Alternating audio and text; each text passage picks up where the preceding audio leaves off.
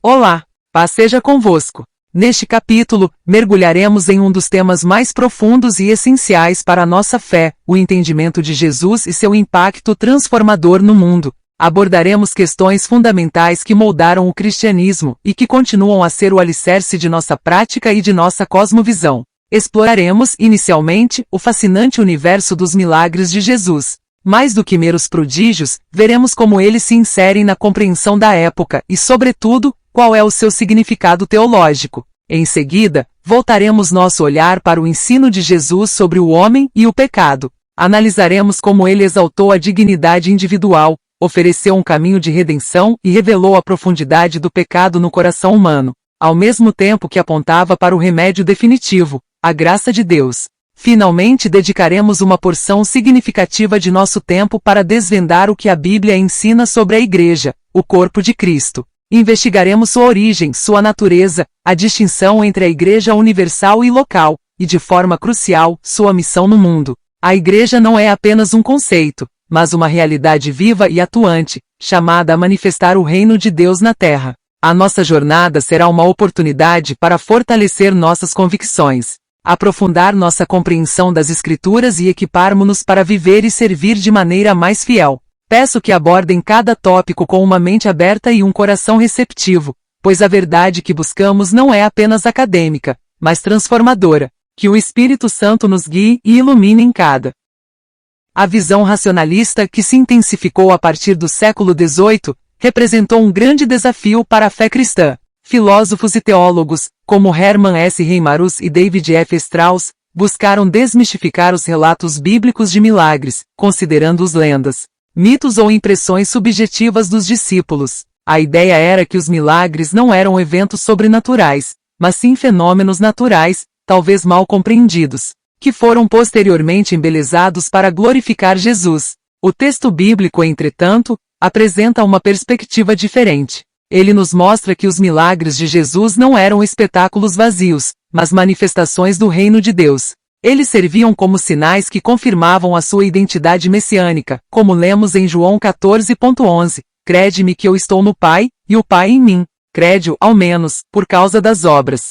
Esses feitos poderosos mostravam que Jesus tinha autoridade sobre as enfermidades, a natureza e até sobre a morte. Mais do que isso, os milagres de Jesus eram motivados por compaixão e amor, não por um desejo de exibição. Ele curou o cego em João 9.1 a 7, ressuscitou Lázaro em João 11.43 a 44, e alimentou milhares em Marcos 6.35 a 44. Em nenhum momento, ele realizou milagres para castigar, como o profeta Elias, que invocou fogo do céu. Pelo contrário, ele rejeitou essa ideia, como visto na narrativa de Lucas 9.51 a 56, onde ele repreendeu os discípulos por desejarem destruir uma aldeia samaritana. Em suma, a crítica racionalista pode até questionar os relatos, mas a teologia bíblica nos ensina que os milagres de Jesus eram a prova da chegada do reino de Deus, e que a fé neles não é irracional, mas um reconhecimento de quem ele é. Para aprofundar nossa análise sobre os milagres de Jesus, é fundamental observar a distinção entre a visão helenista e a judaica da época. No mundo helênico, que era o pano de fundo cultural do Império Romano, os milagres eram frequentemente associados a práticas de magia e curas realizadas por taumaturgos. As pessoas buscavam curandeiros que utilizavam rituais e fórmulas, e o objetivo era puramente a cura física ou a resolução de um problema imediato, sem um significado espiritual mais profundo. No contexto judaico, a situação era diferente. A cura era vista como um dom de Deus, não como um truque de mágica. A fé no poder de Deus para intervir na história e na vida das pessoas era central. No entanto, o ensino de Jesus sobre a cura ia além das expectativas tanto do mundo helenista quanto do judaico. Ele rejeitava o espetáculo e frequentemente ordenava aos que eram curados que não contassem a ninguém, como em Marcos 1.43 a 44, onde ordenou ao leproso curado: vê que a ninguém digas coisa alguma. Vai, porém, mostra-te ao sacerdote. O propósito dos milagres de Jesus não era apenas o bem-estar físico, mas a demonstração da chegada do reino de Deus e a validação de sua identidade como Messias. Seus milagres eram sinais que apontavam para uma realidade maior, a vitória sobre o pecado, a morte e a escravidão espiritual. Os milagres de Jesus, portanto, não eram apenas atos de poder, mas expressões de amor e compaixão, parte intrínseca de sua missão de salvar e restaurar a humanidade. Em sua pregação e em suas ações, Jesus deixou claro que a cura era um elemento secundário em relação à fé e à sua missão de salvação. A essência dos milagres de Jesus vai muito além de demonstrações de poder. Eles são, na verdade, sinais teológicos que confirmam a identidade messiânica de Jesus e a chegada do reino de Deus. O propósito de sua atuação é quebrar o poder do pecado e da morte. Ao curar cegos, como em João 9.1-7, ou ressuscitar mortos, como Lázaro em João 11.43-44. Jesus não estava apenas corrigindo falhas físicas, mas restaurando a vida e demonstrando sua autoridade sobre as consequências do pecado. É importante notar que a atuação de Jesus difere da de outros profetas, como Elias, que invocou fogo do céu para consumir os inimigos de Deus. Jesus nunca utilizou seus milagres para castigar. A narrativa da figueira que murchou, em Mateus 21.18-22, é uma exceção que confirma a regra, pois ela serve mais como uma parábola sobre a falta de frutos espirituais. A compaixão era o que motivava Jesus a realizar seus milagres, como vemos em Mateus 9.35-36, onde ele andava por todas as cidades e povoados, e curava todas as doenças e enfermidades. Vendo as multidões, teve grande compaixão delas, porque andavam cansadas e abatidas, como ovelhas que não têm pastor. Os milagres de Jesus eram expressões de amor e uma prova tangível de que o reino de Deus havia chegado para trazer vida e restauração. Eles são um vislumbre da vitória definitiva que seria alcançada na cruz e na ressurreição. Olha, a perspectiva de Jesus sobre a dignidade humana é um ponto de virada fundamental na história. Ele não via as pessoas como uma massa homogênea ou como simples peças em uma engrenagem social. Pelo contrário, ele enfatizou o valor intrínseco de cada indivíduo como alguém único, com uma história pessoal e, acima de tudo, com uma alma eterna. Essa visão era radical e revolucionária, especialmente se pensarmos em contraste com as ideologias coletivistas que surgiriam mais tarde. O ensino de Jesus mostra que a dignidade não é algo que se conquista por status social, riqueza ou religião, mas é um dom inerente de Deus que ele veio restaurar. Isso é exemplificado na parábola do filho pródigo em Lucas 15.11-32, que nos mostra a alegria de um pai que recupera um filho que se havia perdido. Essa história não é sobre uma multidão, mas sobre um único indivíduo que volta para casa. Jesus tratou com a mulher samaritana em João 4.7-26, uma pessoa à margem da sociedade, e revelou-se a ela como Messias. Ele fez o mesmo com Zaqueu em Lucas 19.1-10, um publicano desprezado, mostrando que a salvação havia chegado àquela casa. Essas interações demonstram que a preocupação de Jesus era com a pessoa, com a sua necessidade de redenção e com o seu relacionamento pessoal com Deus. Ele não ofereceu um sistema social, mas uma nova ordem espiritual centrada no valor eterno do ser humano. A profundidade da mensagem de Jesus sobre o ser humano se revela em seu ensino sobre a recuperação da pessoa. Ele não se limitou a valorizar o indivíduo, ele demonstrou na prática que a redenção é possível para todos, independentemente de sua condição social ou moral. Jesus conviveu e se relacionou com aqueles que eram marginalizados e desprezados pela sociedade de sua época. Ele jantou com publicanos, que eram considerados traidores, e mostrou graça à mulher apanhada em adultério, em vez de condená-la. Essa atitude de Jesus contrastava radicalmente com a mentalidade da época, que via o pecado como uma mancha permanente e a exclusão social como inevitável. Jesus reconheceu a realidade do pecado no ser humano, mas também apresentou o caminho para a restauração. A síntese de sua pregação é o chamado ao arrependimento e à fé. Em Marcos 1.15, lemos que Jesus disse: "O tempo está cumprido, e o reino de Deus está próximo. Arrependei-vos e crede no Evangelho."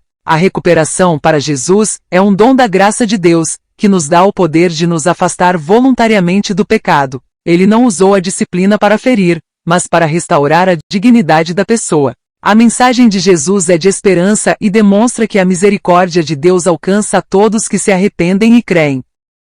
O ensino de Jesus sobre a imortalidade da alma é um dos pilares da fé cristã, e ele não o baseou em especulações filosóficas, mas em sua própria autoridade e em exemplos diretos. Ele deixou claro que a vida não termina com a morte física, e que a alma continua a existir. Um dos exemplos mais claros é a sua resposta ao ladrão na cruz, em Lucas 23.43, onde ele promete: "Em verdade te digo que hoje estarás comigo no paraíso." Essa afirmação revela que a alma do ladrão não seria extinta, mas estaria na presença de Jesus imediatamente após a morte. Outra passagem fundamental é a conversa de Jesus com os saduceus em Marcos 12:18 a 27. Eles não acreditavam na ressurreição, mas Jesus argumenta com eles, dizendo que Deus é o Deus de Abraão, e Deus de Isaque, e Deus de Jacó. Ele conclui que Deus não é o Deus dos mortos, mas dos vivos. Isso implica que Abraão, Isaque e Jacó ainda vivem, suas almas existem, mesmo que seus corpos tenham morrido há muito tempo. Além disso, a transfiguração, onde Moisés e Elias aparecem com Jesus, mostra que essas figuras do Antigo Testamento, que já haviam morrido, continuavam a existir. Essa realidade da imortalidade da alma nos traz uma profunda esperança e dá sentido à nossa existência. A vida terrena é apenas o começo de uma jornada que continua para a eternidade. O ensino de Jesus sobre o pecado é uma revelação que rompe com as concepções humanas. Enquanto filosofias como a de Sócrates viam o pecado como uma simples ignorância ou falta de conhecimento, e outras correntes o atribuem exclusivamente a fatores externos, Jesus o define como algo muito mais profundo. Ele o descreveu não como um ato isolado, mas como uma escravidão que aprisiona o ser humano, uma transgressão consciente e voluntária da vontade de Deus. A essência do pecado, segundo Jesus, não se encontra em circunstâncias externas, como a pobreza ou o ambiente social. Pelo contrário, ele aponta para o interior do ser humano. Em Mateus 15:19, Jesus afirma que do coração procedem maus pensamentos, homicídios, adultérios, imoralidade sexual, roubos, falsos testemunhos, calúnias. Ou seja, o pecado reside na natureza humana, é um problema do coração. Essa compreensão nos leva à conclusão de que o homem, por si só, não pode se libertar. É por isso que a solução não está na filosofia, na política ou em qualquer esforço humano, mas em um sacrifício. João Batista, profeta que o precedeu, apontou para ele como o Cordeiro de Deus, que tira o pecado do mundo, em João 1:29. A vitória sobre o pecado é conquistada unicamente pelo arrependimento e pela fé em Jesus, que nos liberta dessa escravidão. A visão de Jesus sobre o pecado é uma radiografia do interior humano, mostrando que a sua raiz não está em ações isoladas, mas no próprio coração. A famosa frase de Jesus em Mateus 15:11, "Não é o que entra pela boca o que contamina o homem, mas o que sai da boca, isso é o que o contamina", reforça essa ideia. O pecado é, portanto, um estado interior, uma inclinação da nossa natureza que se manifesta em ações. Para nos ajudar a compreender melhor essa realidade, Jesus categorizou o pecado em diferentes níveis. O primeiro é o pecado por queda, que é um ato voluntário, mas não planejado, como a negação de Pedro a Jesus em Mateus 26:69 a 75. Pedro agiu por medo, mas não havia premeditado sua traição. Em seguida, temos o pecado deliberado, que é conscientemente planejado. A traição de Judas Iscariotes, que vendeu Jesus por 30 moedas de prata, é um exemplo claro dessa categoria, como lemos em Mateus 26:14 a 16. Judas planejou e executou seu pecado. Por fim, Jesus alertou sobre o pecado imperdoável, a blasfêmia contra o Espírito Santo. Esse é o pecado mais grave, pois é a rejeição consciente e maliciosa da graça de Deus, como vemos em Marcos 3:28 a 29. É a atribuição da obra de Deus ao diabo. Embora haja perdão para todo tipo de pecado, esse, em particular, não é perdoado, pois representa uma rejeição final e total da única fonte de salvação. Após uma profunda análise da natureza do pecado, a pergunta que se impõe é: qual é a solução? A resposta de Jesus é clara e decisiva: o remédio não está em soluções humanas. Não é uma reforma social, um novo sistema político ou uma prosperidade econômica que pode curar a condição espiritual do homem. A nossa dívida com Deus é impagável, como ilustra a parábola do servo incompassivo em Mateus 18:23 a 27. O débito que temos é tão grande que não podemos quitá-lo com nossas próprias forças ou méritos. A única solução, portanto, é a graça de Deus, que se manifestou plenamente em Jesus Cristo. A salvação é um dom gratuito, obtido somente pela fé em Jesus, que morreu na cruz como nosso substituto, pagando o preço do nosso pecado. Ele é a nossa esperança e o nosso resgate da condenação. A resposta humana a essa graça divina é a conversão e o arrependimento, como exemplificado na parábola do filho pródigo, em Lucas 15:11 a 32. O arrependimento é mais do que remorso. É uma mudança de mente que nos leva a um novo caminho. A fé é a nossa confiança total no sacrifício de Jesus. Somente Ele pode nos resgatar da condenação e nos conceder a vida eterna. A palavra igreja tem uma origem grega fascinante. Ela vem de eclesia, que significava uma assembleia de cidadãos convocada para tratar de assuntos importantes. No Novo Testamento, esse termo foi usado para descrever a Assembleia de Nosso Senhor, a comunidade daqueles que foram chamados para fora do mundo para segui-lo. É crucial entender que nas Escrituras, a palavra igreja tem um sentido duplo. Primeiro, a Igreja Universal, que é o conjunto de todos os fiéis em todas as épocas e lugares. Ela é o corpo de Cristo, do qual Ele mesmo é a cabeça, como vemos em Colossenses 1:18. Ele é a cabeça do corpo, da Igreja. Essa igreja invisível e global é composta por todos os redimidos, de todas as nações. Segundo, há a igreja local, que é uma congregação de crentes que se reúnem em uma localidade específica. O Novo Testamento se refere a essas congregações em diversas cartas, como a igreja em Corinto ou a igreja em Éfeso. A maioria das vezes que a palavra eclesia é utilizada, ela está se referindo a uma comunidade local e visível de crentes. Essa distinção nos ajuda a compreender a dupla natureza da igreja. Ela é um corpo espiritual e global, mas também uma realidade concreta e visível, com reuniões em lugares específicos.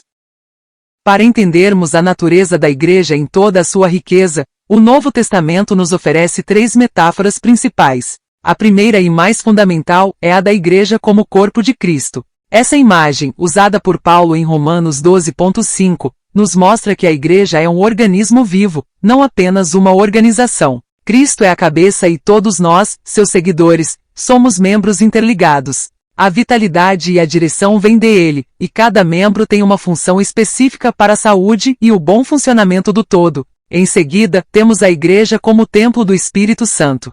Esta figura, mencionada em 1 Coríntios 3:16, aponta para a santidade da igreja. Ela é o lugar onde Deus habita pelo seu Espírito. Não um templo físico feito de pedras, mas um templo espiritual, uma comunidade onde a presença de Deus se manifesta e onde a adoração acontece de forma genuína. Por fim, a igreja é descrita como a noiva de Cristo, uma metáfora que fala de um relacionamento íntimo e eterno. Em Apocalipse 19:7 a 10, a igreja é apresentada como a noiva do Cordeiro, pura e preparada para as bodas.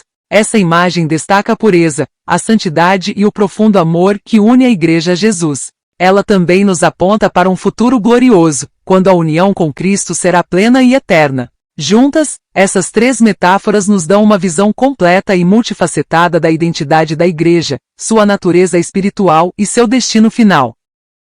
A discussão sobre o exato momento em que a igreja surgiu é um ponto de interesse na teologia. Embora alguns possam apontar para um único evento, a Bíblia sugere que a formação da igreja foi um processo progressivo, com seu ponto culminante no Pentecostes. Havia, de fato, uma comunidade de seguidores de Jesus antes da sua ascensão, que já praticavam o batismo e celebravam a ceia do Senhor, como a comunidade embrionária de discípulos. No entanto, o Pentecostes foi um momento de capacitação plena. A vinda do Espírito Santo, como prometido por Jesus em Atos 1:8, mas recebereis poder, ao descer sobre vós o Espírito Santo. E sereis minhas testemunhas tanto em Jerusalém como em toda a Judéia e Samaria, e até aos confins da terra. Transformou os discípulos amedrontados em testemunhas ousadas e poderosas. A partir desse evento, a igreja, que era incipiente, amadureceu e se tornou um organismo vivo e pronto para cumprir sua missão global. A maturidade da igreja continuou a se desenvolver após o Pentecostes.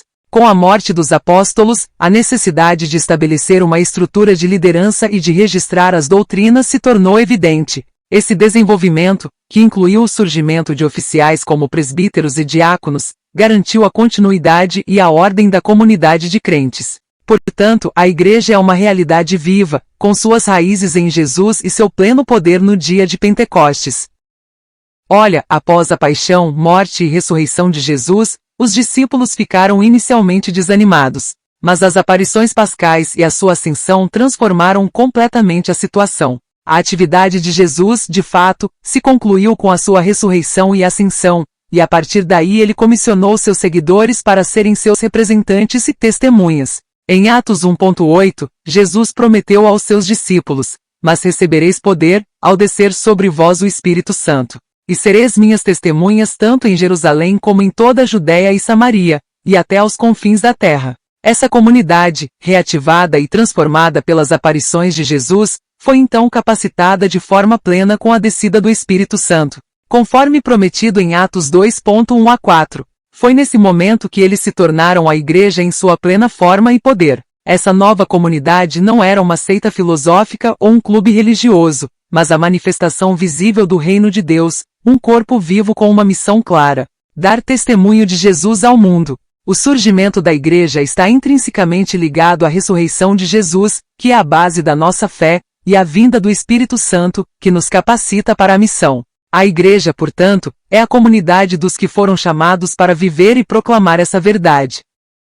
Uma distinção fundamental na nossa teologia é a diferença entre o reino de Deus e a igreja. Embora intimamente relacionados, não são o mesmo. O reino de Deus é o domínio soberano e universal de Deus sobre todas as coisas, que existe desde a criação. É a realidade espiritual em que Deus exerce sua autoridade como rei sobre o céu e a terra. A igreja, por outro lado, é a comunidade de crentes que surgiu a partir da missão de Jesus. A principal diferença é que o reino de Deus abrange todos os filhos de Deus, de todas as épocas, enquanto a igreja é a comunidade daqueles que se converteram e seguem a Cristo. O reino de Deus é, em sua essência, invisível e espiritual, mas se manifesta de forma visível na história. A igreja, porém, é a sua manifestação visível e organizada aqui na terra, com caráter institucional e funcional. A igreja é o agente do reino. Em Mateus 16:18 Jesus diz: "Também eu te digo que tu és Pedro, e sobre esta pedra edificarei a minha igreja,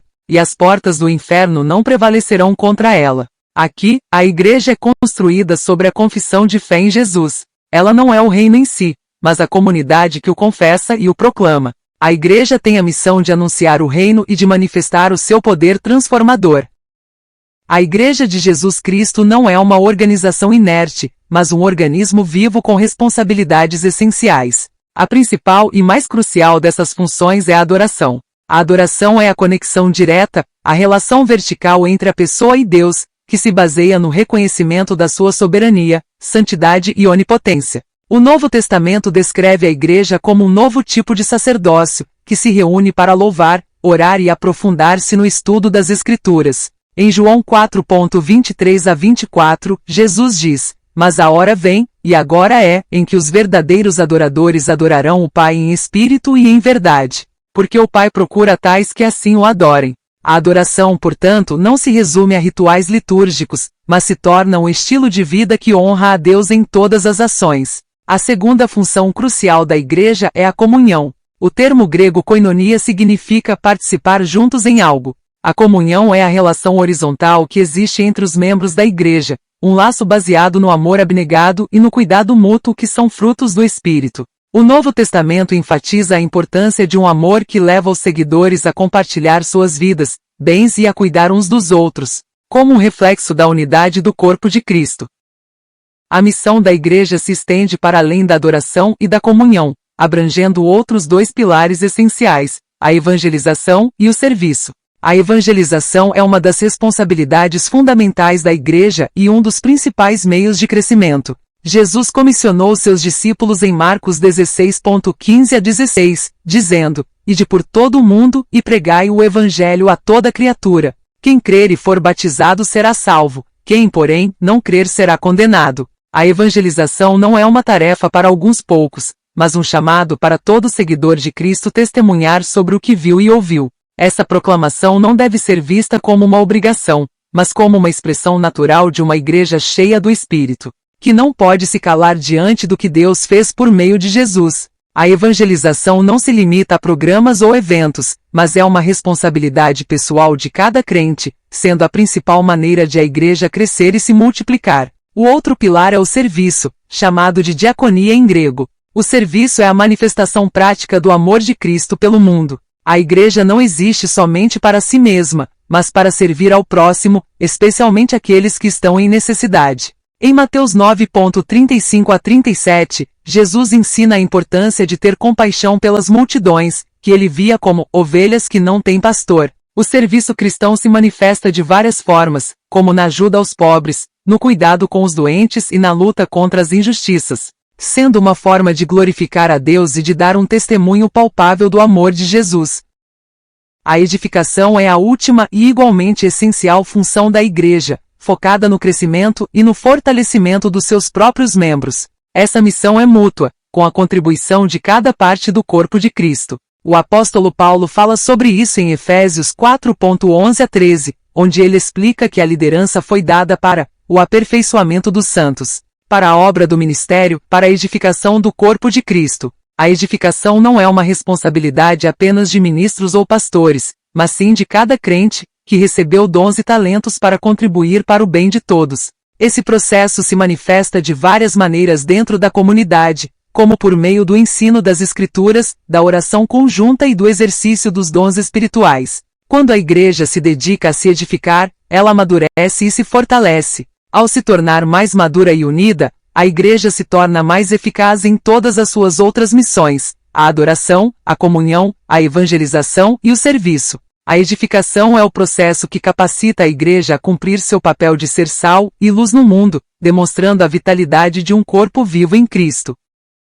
Finalizamos nossa jornada de estudo com a ceia e a paixão de Jesus, que são o elo central entre ele e a igreja. A ceia de despedida não foi apenas um ritual, foi uma promessa solene. Nela, Jesus usou o pão e o cálice como símbolos de seu corpo e sangue, que seriam sacrificados para a salvação da humanidade. A ceia nos lembra de seu sacrifício, mas também nos aponta para sua segunda vinda, como lemos em Lucas 22:15 a 16, onde Jesus diz: "Desejei ansiosamente comer convosco esta Páscoa, antes que eu padeça, pois vos digo que nunca mais a comerei, até que ela se cumpra no reino de Deus." A paixão, ou a morte de Jesus, foi o ponto culminante de sua missão. O texto nos lembra que a morte de Jesus foi um ato de entrega voluntária e o sacrifício definitivo que trouxe a vitória sobre o pecado. Ele foi levado à cruz pela união de forças religiosas e políticas, mas a sua morte foi, antes de tudo, o cumprimento da vontade de Deus para a redenção humana. A ressurreição de Jesus é o acontecimento que valida todo o seu ministério. Sua ressurreição não foi uma simples recuperação, mas a entrada em um corpo glorificado. As aparições pós-ressurreição de Jesus transformaram a fé e a vida dos discípulos, que antes estavam desiludidos e com medo. A igreja é a comunidade que crê e proclama a ressurreição de Jesus.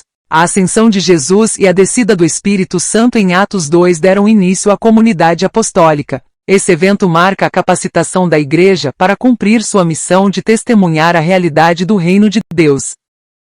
Chegamos ao final deste capítulo e espero que a nossa compreensão sobre Jesus, o homem, o pecado e a igreja tenha se aprofundado. A jornada que fizemos nos mostrou que os milagres de Jesus não foram meros espetáculos, mas sinais do reino de Deus. Vimos que o ensino de Jesus sobre o homem é revolucionário, pois ele exaltou o valor do indivíduo, ofereceu a redenção para os pecadores e revelou a realidade da imortalidade da alma. Mais do que isso, ele revelou a profundidade do pecado no coração humano, mostrando que a única solução não é a reforma moral ou social, mas a sua graça. E por fim, entendemos a natureza e a missão da igreja, o corpo de Cristo. Como cristãos, é crucial que essas verdades não fiquem apenas na esfera teórica. Elas precisam moldar nossa vida e nossa prática. A nossa fé não se baseia em mitos, mas na realidade histórica de um Deus que se fez homem, viveu, morreu e ressuscitou para nos dar a salvação. Como membros da igreja, somos chamados a viver e a cumprir a missão que Jesus nos deu: adorar a Deus em espírito e verdade, viver em comunhão, evangelizar o mundo e servir aos necessitados. A igreja é um instrumento de Deus para manifestar o seu reino na terra. Que possamos levar a sério a nossa identidade e a nossa missão. Que a verdade sobre Jesus, o homem e a igreja nos leve a uma vida de maior compromisso e fidelidade ao nosso Salvador. Oremos.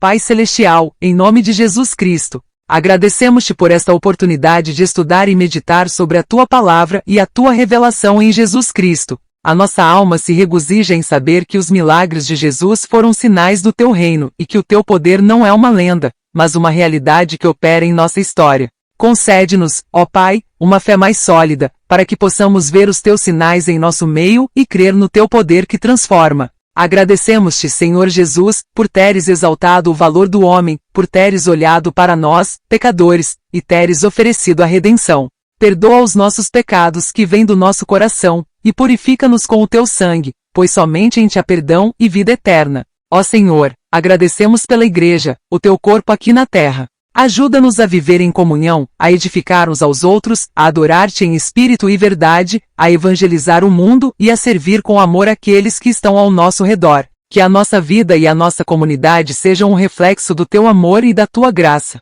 Que o nosso testemunho seja um farol de esperança em meio à escuridão. Que o Espírito Santo, que desceu no Pentecostes, continue a nos capacitar para cumprir a tua missão. Fortalece-nos e guia-nos em cada passo de nossa jornada, para a glória do teu nome, em nome de Jesus Cristo, nosso Senhor e Salvador. Amém.